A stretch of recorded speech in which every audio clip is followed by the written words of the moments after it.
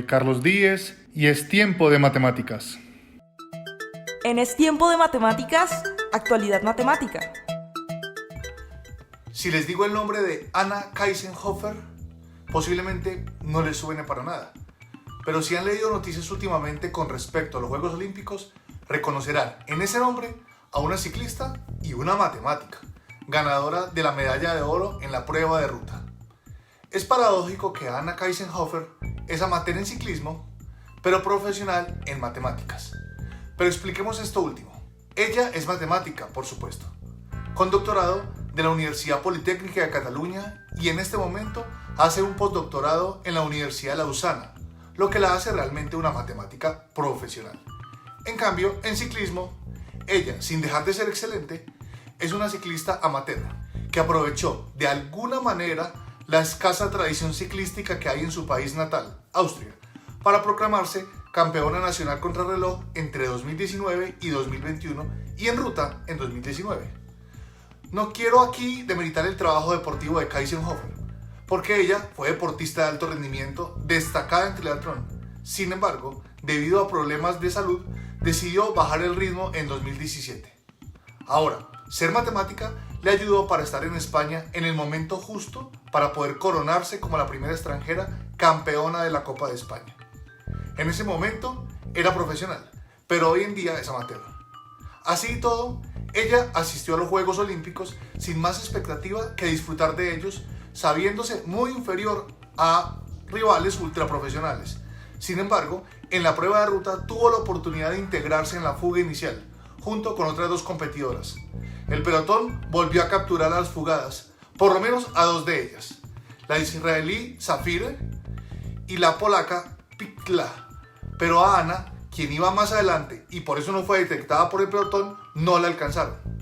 Aclaremos aquí que en los Juegos Olímpicos no está permitida la comunicación radial con las competidoras, entonces el pelotón nunca supo que ella estaba todavía escapada. En matemáticas, ella investiga desde el punto de vista teórico en ecuaciones diferenciales parciales y es profesora. Y como persona es un excelente ejemplo de disciplina que nos muestra que, como decían las sátiras de Juvenal, mente sana en cuerpo sano. En Es Tiempo de Matemáticas, humor matemático. Mijo, usted que estudió estadística, ¿puede sacarme la media de la lavadora? En Es Tiempo de Matemáticas, historias. Ya sea por su título original, Nanny McPhee, o por su título en español, La Nana Mágica, creo que hay pocas personas que no hayan visto esta película o por lo menos oído sobre ella. En ella, una nana, es decir, una mujer que cuida niños, normalmente de personas adineradas, que no se caracterizaba especialmente por su belleza, de hecho era especialmente fea, llegaba a casas que tenían problemas con la crianza de los niños. Problemas del tipo niños insoportablemente rebeldes y groseros. De esos que a uno le provoca, que le provoca. Ella, digamos, se daba sus mañas para ir criando a estos niños, es decir, resolviendo los problemas de la familia, y en la medida en que lo iba haciendo, se iba volviendo menos fea.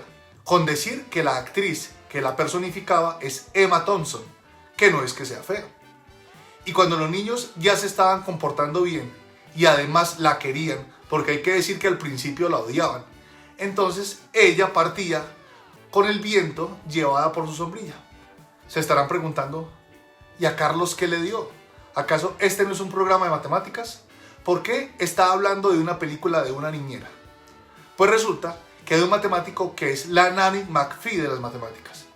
Su nombre es Paul Erdős y fue un matemático húngaro que nació en 1913 y murió en 1996. Sobre su muerte hay que decir que fue ocasionada por un ataque cardíaco mientras estaba en una conferencia de matemáticas.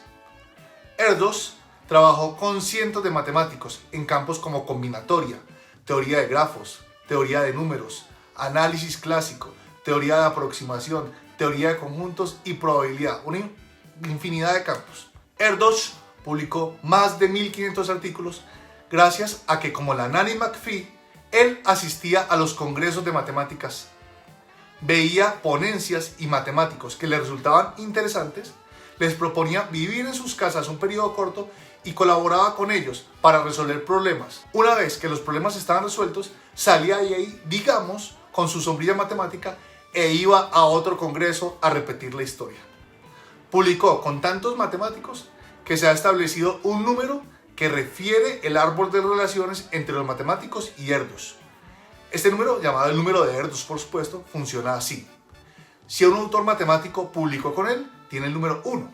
Si publicó con alguien que publicó con Erdős, entonces tiene el número 2 y así sucesivamente. Por cierto, Erdős tampoco se caracterizaba por su belleza. Sin embargo, infortunadamente resolver problemas no lo hizo menos feo, aunque supongo que sí adquirió cierta gracia para sus colaboradores. En Es Tiempo de Matemáticas, mala matemática. Miren esta simplificación. Antes de que les sangren los ojos, déjenme les explico. Errores de este tipo abundan, si no, que le pregunten a los profesores y profesoras de los colegios. Aunque un estudiante recalcitrante podría argumentar que la respuesta es correcta y que lo que pasa es que el profesor solamente permite el método que él enseñó. Es seguro que aquí, mis compañeros profesores, algo le resuena en su cabeza. Ciertamente, esto es un error, pero es interesante su análisis para ver que no es la única fracción en la que eso puede pasar. De hecho, si se hace un breve análisis, se puede demostrar que hay 4 fracciones en las que hacer este tipo de cancelación da el resultado correcto. Esas fracciones son estas. Este fue el tema de estudio doctoral de uno de mis compañeros, Carlos Berrío, quien infortunadamente falleció el año pasado. Un saludo para él donde esté. En Es Tiempo de Matemáticas, matemática cotidiana. Ya por allá, en los tiempos de Pitágoras, en el siglo VI a.C., la música atrajo la atención de los matemáticos. De ese tiempo es la escala diatónica usada en la música occidental y que está ordenada en 7 sonidos que se encuentran en ciertas y sencillas relaciones numéricas entre sí. Esta escala se produce recortando en proporciones definidas las cuerdas vibrantes. Y es que en tiempos de la antigua Grecia, la música no solo se consideró como una expresión artística de las matemáticas, sino que su estudio y análisis estuvo siempre ligado a la teoría de los números y a la astrología. De hecho, para los griegos, la teoría matemática de la música formaba parte de una teoría general, conocida como la armonía del cosmos. Pero ya que empezamos hoy en este programa con una ciclista matemática, ahora quisiera contarles casos de matemáticos músicos o, si quieren, de músicos matemáticos, como prefieran. Empecemos con alguien para los mayorcitos de la sala. Art Garfunkel. Puede que no les suene, ¿sí? Sobre todo a los más jóvenes.